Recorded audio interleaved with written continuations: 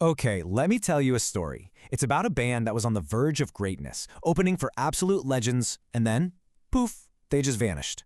But this is also the story of the one person, the historical detective who refused to let them be forgotten. I mean, really think about that. What happens when a band's entire history exists only in memory? If they never cut an album, if their story was only ever told in smoky clubs, does it just fade away? Does it become nothing more than smoke?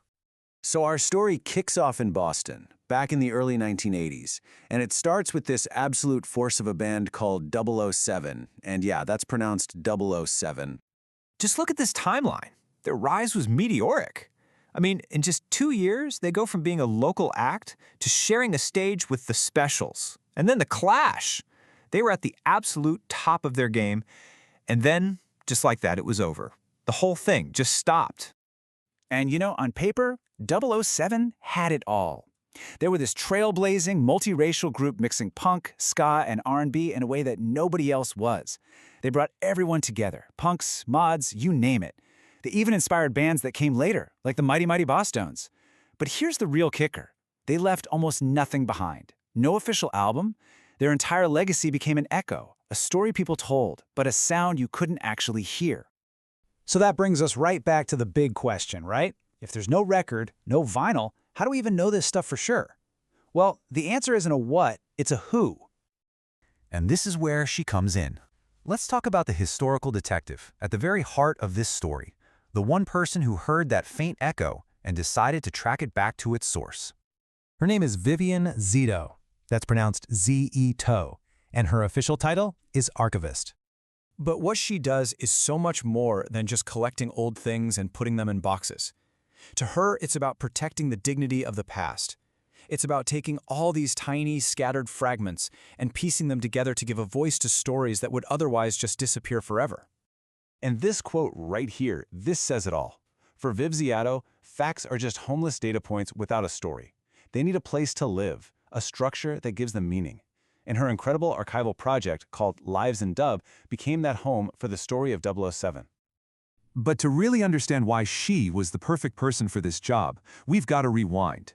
Her story doesn't start in Boston. It starts way earlier, in the underground music scene of London. Viv grew up right in the middle of a scene that was all about living in the moment and forgetting it by morning.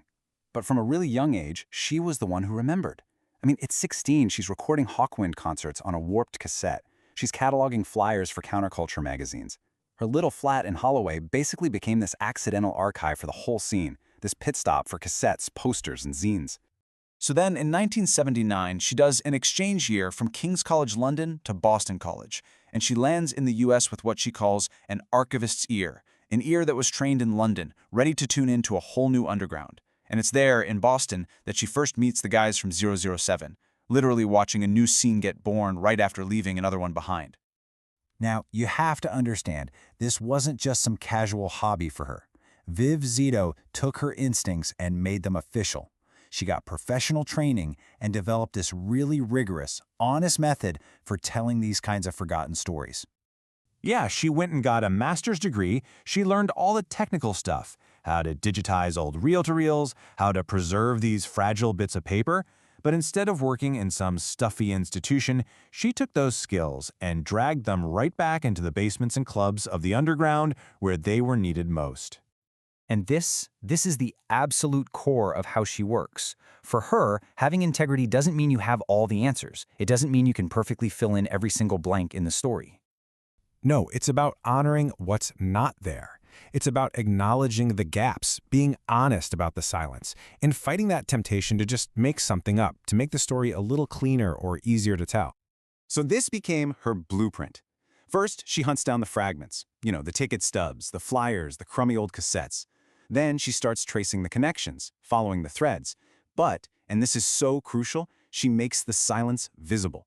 She shows you the gaps instead of hiding them. And only then, once all that work is done, does she build a narrative, giving that verified history a safe place to finally live.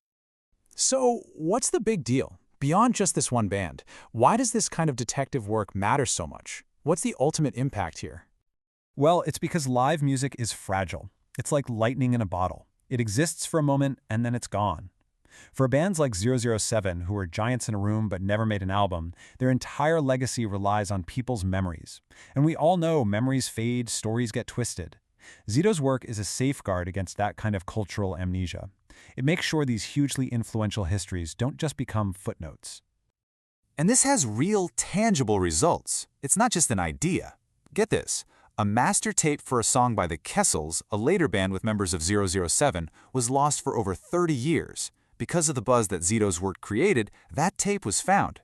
It was in such bad shape they literally had to bake it in a special oven just so it could be played again and finally released, decades later. In the end, what Viv Zito does isn't just about one band. It's a really powerful call to action.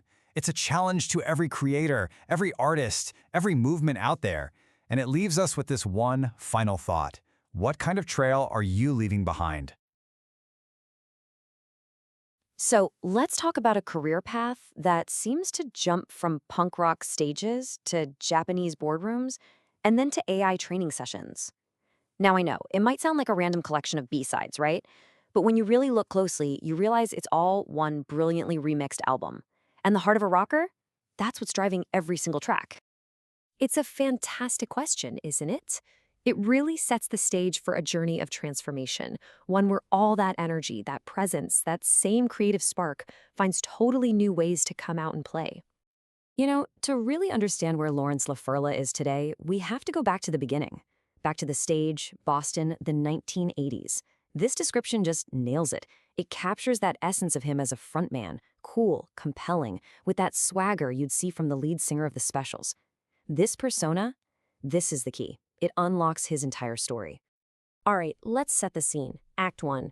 We're in Boston's underground music world. The whole place is buzzing with punk, ska, and dub, and a young performer is just about to find his voice.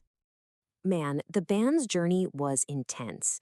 Over 8 years, they went from being this raw post-punk outfit called 007 to the way more experimental Dub 7, and their absolute peak, opening for The Clash. Can you even imagine that energy?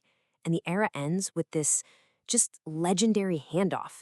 He sells his guitar to Mark Sandman, the guy who would go on to form the incredible band Morphine.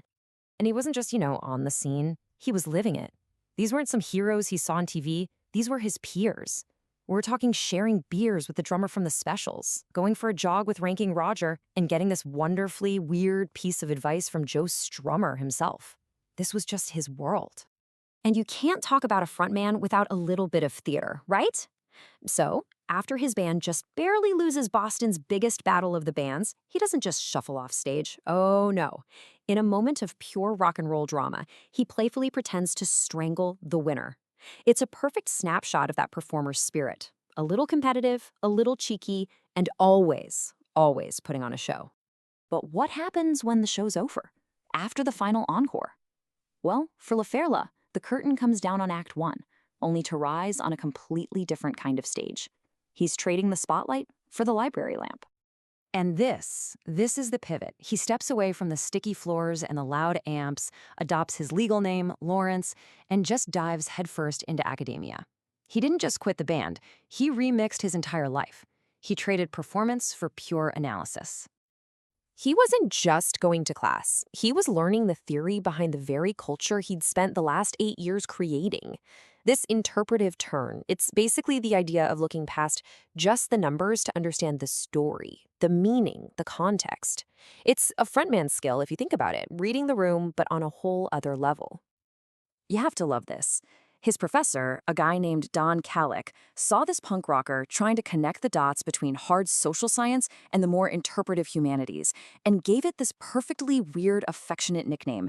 It just captures the unique space he was carving out, part rigorous academic, part cultural mad scientist. And let me tell you, he went all in. After years away from school, he came back with the intensity of a headliner. He wasn't just showing up for class. No way. He was running his own social experiments, doing self-directed research into hermeneutics, which is basically the deep theory of interpretation. He even got invited to elite philosophy seminars and scored research access to libraries at Harvard and MIT. This was not a detour. This was a deep, deep dive.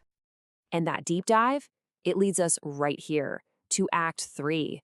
Now living in Japan, he steps into a brand new role. He's not the performer on stage anymore or the analyst in the classroom.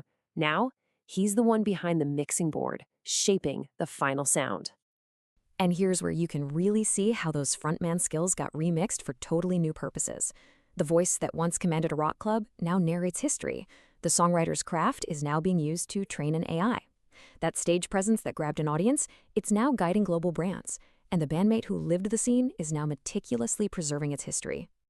Each of these new roles is really a different take on being a producer. As a communicator, he's interpreting what his clients need, even when they don't say it. As a historian, he's analyzing the sequence of events, not just being a fan. He's even his own archivist, producing his band's lost history. And as an AI trainer, he's in a semantic apprenticeship, teaching a machine the real meaning of human language. And this is such a powerful way to think about technology, isn't it? For him, it's not about code, it's about connection. Just like you'd earn the trust of an animal, he approaches AI with patience and consistency, shaping its behavior through a really intuitive, human-centered process. It's an organic approach in a digital world. So, let's bring it all together. Let's hear the final mix. When you look at these three acts not as separate careers, but as evolving stages of a single identity, the whole picture just snaps right into focus. His whole evolution really unfolds in three clear steps. He starts as the performer, learning how to connect with an audience. Then he becomes the analyst, learning to deconstruct culture. And finally, he emerges as the curator, where he blends both performance and analysis to shape stories for other people, whether that story is about history, a brand, or even an AI. And in his own words, it's not a straight line, but every turn just added a new instrument to the mix, a new layer to the track. Each phase of his life really informs the next, creating a richer, more complex way of looking at the world. You know, his story is such a powerful reminder that the skills we learn, they never really go away. They're just waiting for a remix. It kind of makes you wonder about the unexpected tracks in your own life, right? Those hidden talents or past passions. So what's on your B-side, and how could you remix it into the person you are today?